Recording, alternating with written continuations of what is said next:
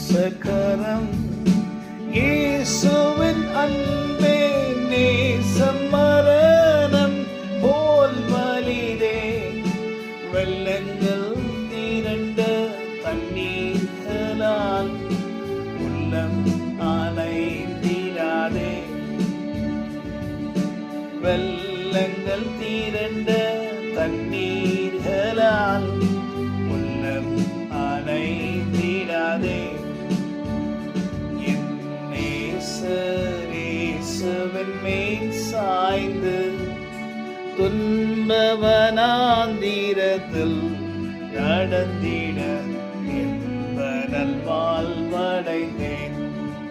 துன்ப வனாந்திரத்திலே நாம் நடந்தாலும் இன்ப நல் வாழ்வு அடையும்படி கர்த்தர் செய்வார்.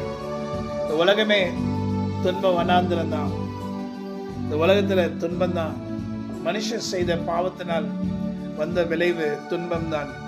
ஆனா துன்ப வனாந்திரத்திலே அருமை இரட்சகர் இயேசு கிறிஸ்துவை பற்றி கொள்ளுகிறவர்களுக்கு எல்லாம் ரொம்ப சுலபமாய் நடக்கும். எப்படிங்க அது?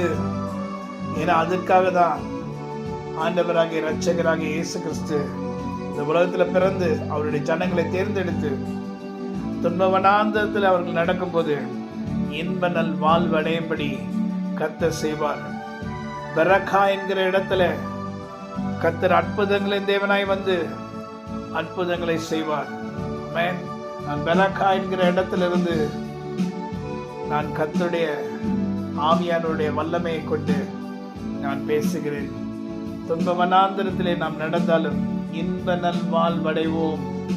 வருகிற 2026 இன்ப நல் வாழ்வு கர்த்தர் நமக்கு உண்டு பண்ணுவார். மகிழ்ச்சி என்னும் கட்டினால் கர்த்தர் நம்மை கட்டுகிறார்.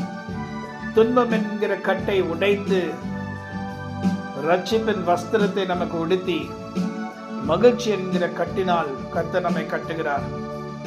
இந்த சூழ்நிலை எல்லாம் நமக்கு விரோதமாய் இருந்தாலும் அதெல்லாம் கர்த்தர் நமக்கு மாற்றி போடுவார். ஆமென். God bless you. ஆமென்.